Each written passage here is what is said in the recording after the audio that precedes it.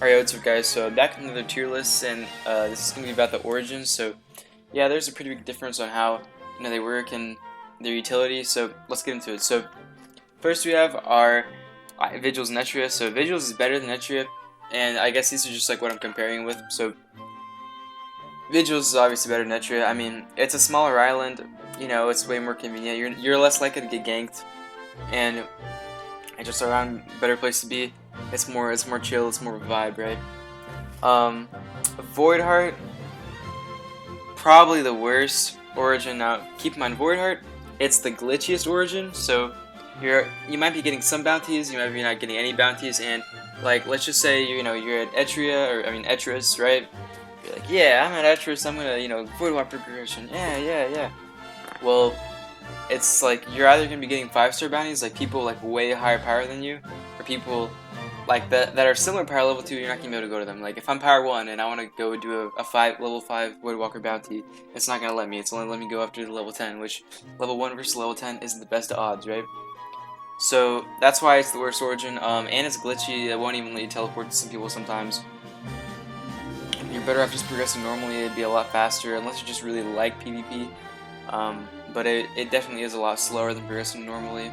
I can only see this being viable mid to late game just because it would be a little more fun, but it would still be slower than any of the other origins, so that's why it's the worst origin. Minityrsa, I'm gonna put this at the best. It's one of the best, for sure. I mean, with Etrea, you just skip 10 power levels in 10 minutes. Definitely a W. There's nothing bad about this origin other than you spawn away from any training gear, so you will have to sail to like Vigils or something, but even that's not a big deal. I mean, you can sail to Vigils, buy all your stuff, and then reset, and then just farm Minityrsa, and then you'll be power 20 pretty soon. It's a really good origin, I would say, just because of how fast you can get your levels, right? And if you don't get the talent cards you want, you can just wipe easy. It is kind of difficult, but it helps you get better at the game, so that's something too. Castlite, the best origin, if I can put it up there. So Castlite, you're like, why is Depthbound the best origin? Well, you have to ask yourself, is it the best for progressing? Yes and no, because for like from 1 to 20, it probably would be the fastest way of progressing. But there's a high chance you'll die and all this other stuff. Even though high risk, high reward, right? You can find curve blades down there while you're farming, and it's pretty safe as long as you stick near Castlite. As you can just run back in there. But as you start getting more risky, venturing out, people might gank you, right? So it is the riskiest, but the reason it's the best is because the long term, right? So when you reach power 20 in any of these, except Castlite, you'll be like just every other power 20, right?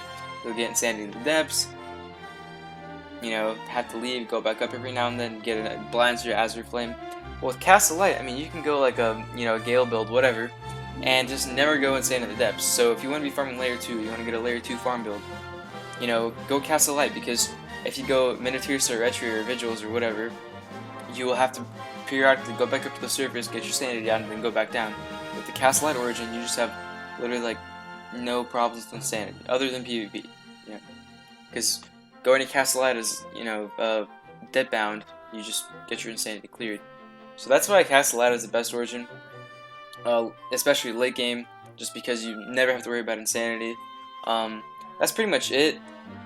Anyway, in my opinion, Castlite is the fastest to progress. I mean, again, high risk, high reward, but all that being said, it's a lot of fun just to play with your friends because you pretty much have to mooch off of somebody when you're low level, and the mooching is kind of fun, I gotta admit. And you have high powers down there all the time. You can ask for redeem gems, they give you bloodlesses.